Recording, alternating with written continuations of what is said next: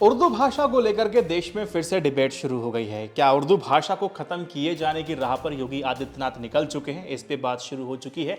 देखिए, भाषा को लेकर के ना ये जो डिबेट है, विवाद हैं और जो जख्म है, ये हमारे पूर्वजों ने लगातार झेले हैं और उससे हमें एक सीख भी मिली है। देखिए, मैं आपको एक छोटा सा एग्जांपल देता हूँ। संसद विधानसभा में योगी आदित्यनाथ जब ये कहते हैं कि आप उर्दू पढ़ा करके क्या इनको कठमुल्लापन क्या शुरू कराना चाहते हो, उनको कठमुल्ला बनाना है कि मौलवी बनाना है? तो पहली बात तो ये है कि कोई उर्दू पढ़ के मौलवी नहीं बन सकता। किसी को मौलवी अगर बनना है तो उसको फारसी और अरबी पढ़नी पड़ेगी, तब जाकर के वो मौलवी की पदवी हासिल कर पाएगा। दूसरी बात, इतना आसान नहीं है कि उत्तर प्रदेश से एक डिबेट साइमल्टेनियसली चल रही है, पैरेलल चल रही है कि उत्तर प्रदेश में उर्दू भाषा को खत्म किया जाएगा, यहाँ पर इसका इस्तेमाल कम होना चाहिए। देखो, इतना भी आसान यहाँ पर नहीं होने वाला है, क्योंकि आपको पता होना चाहिए कि उत्तर प्रदेश में उर्दू को ना दूसरी राजभाषा का मान्यता मिली हुई है और सुप्रीम कोर्ट की उस पर मोहर लगी हुई है।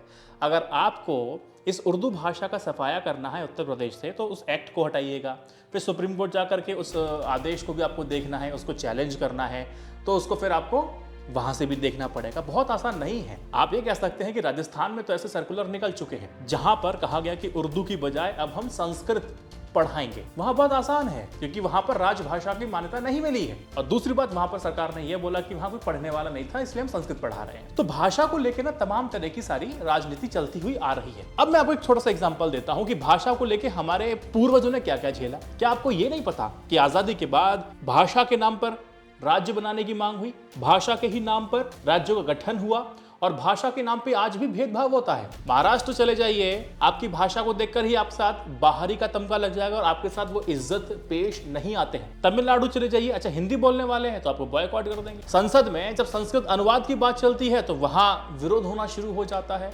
निकलना अल्टीमेटली कुछ नहीं है। आप किसी भी भाषा को किसी भी स्तर पर नहीं कम आंक सकते, ना बहुत ज्यादा महत्व दे सकते हैं। इस बात को समझना पड़ेगा। और किसी भी भाषा को खत्म करना इतना आसान नहीं है, ये भी आपको समझना पड़ेगा। और एक दूसरा इंसाइट मैं आपको दूं, पता है इतनी बदनसीबी है इस देश की कि भाषा के नाम पर आपको तमका दे दिया जाता है कि उर्दू मतलब मुसलमान। लॉजिक ही नहीं है। उर्दू का मुसलमान से कोई लेना देना नहीं है। इसकी मैं आगे बात करूंगा। अब तो रंग के आधार पर भी तमका दे दिया जाता है। मैं आपको एक एग्जांपल देता हूं। जैसे योगी आदित्यनाथ जीते, आपने एक चीज देखा होगा ना, हर जगह वो भगवा रंग आपको दिखाई दे रहा होगा। बस स्टैंड पे भी दिखाई दे रहा है, बसों में भगवा दिखाई दे रहा है, दीवारों पे भगवा होना शुरू हो गया, हर जगह भगवा भगवा भगवा। तो क्या एक मैसेजिंग बनी कि भगवा मतलब हिंदू और हरा मतलब मुसलमान। तो इस तरह से एक मैसेजिंग बनी कि अगर भगवा है तो हिंदू है, हरा है तो मुसलमान है। रंग को देख करके भी फिर मजहब भी तलाशने की कोशिश की गई। अब भाषा के उस पे आ जाइए कि उर्दू मतलब मुसलमान यानी कि बाहरी, हिंदी मतलब भारतीय संस्कृति यानी कि हम भारतीय, वो बाहरी और हम भारत के। तो इस तरह से डिवाइड एंड रूल होना शुरू हो गया। जबकि उर्दू का अगर मैं आपको सिंपल सा लॉजिक बताऊं तो आप ये समझिए कि उर्दू कोई बाहरी भाषा नहीं है, भारत से ही निकली है। उर्दू एक हिंदुस्तानी जुबान है, हिंदुस्तान के अंदर बनी है और यहीं से बड़ी है। अगर उर्दू की बात करें तो कायस्थों और खत्रियों ने उसको सींचा है, लेकिन फिलहाल की राजनीति में उर्दू मुसलमानों की भाषा हो गई है। उर्दू भाषा के अगर मैं हिस्टोरिकल फैक्ट में अगर मैं आपको ले जाऊं तो आपको ये समझ में आ जाएगा कि ये भाषा भारत में क्यों बनी है और लगातार ये आगे क्यों चली है। एकदम से किसी एक भाषा का जन्म नहीं होता और एकदम से वो खत्म भी नहीं होती है।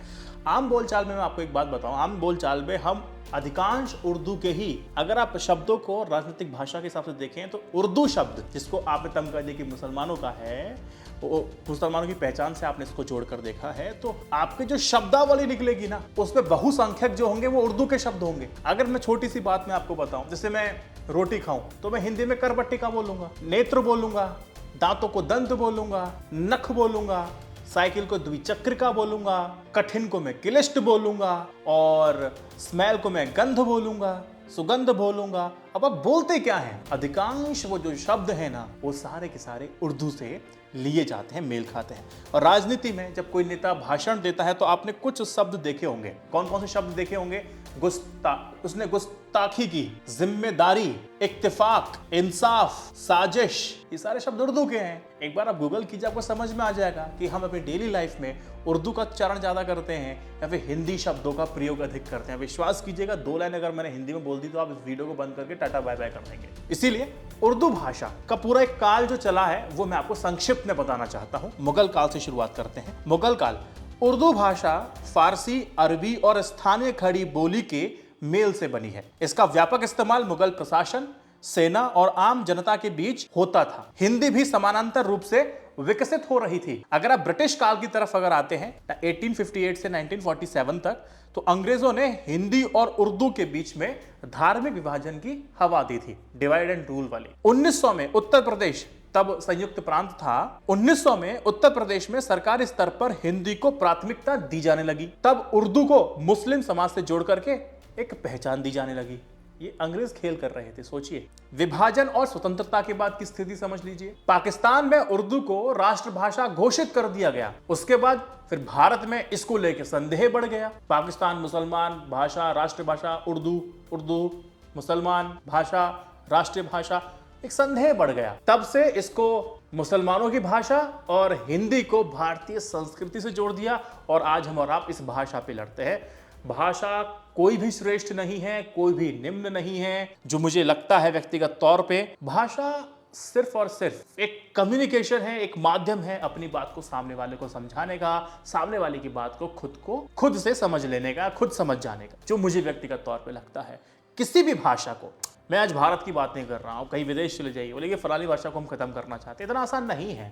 उसकी एक दूरी होती है, एक दौर होता है, एक पूरा युग होता है, पूरा एक काल होता है, एक संवत्सर, कईयों संवत्सर लगते हैं, तब जाके भाषा ट्रैवल करती है और आम जनमानस में वो बोली जाती है और वो प्रसिद्ध होती है। इतना आसान नहीं है इतिहास खत्म कर। जब राजनीति किसी चीज में प्रवेश करती है तो यहाँ पर विभाजन होना फिर शुरू हो जाता है, क्योंकि ये नेता लोग, इनको तो 5 साल दिखते हैं और यहाँ 85 साल हम अपनी पीढ़ियों के बर्बाद इसी में कर देते हैं कि हम श्रेष्ठ की वो श्रेष्ठ, इस भाषा को खत्म करो कि उस भाषा को खत्म। क्या आपको नहीं लगता कि डेली लाइफ में आप जब बात करते हैं 70 से 80% आप उर्दू शब्दों का इस्तेमाल कर रहे हैं, प्रयोग कर रहे हैं? कमेंट सेक्शन में मुझे बताइएगा।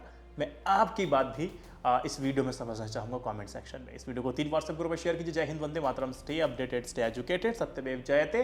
नमस्कार।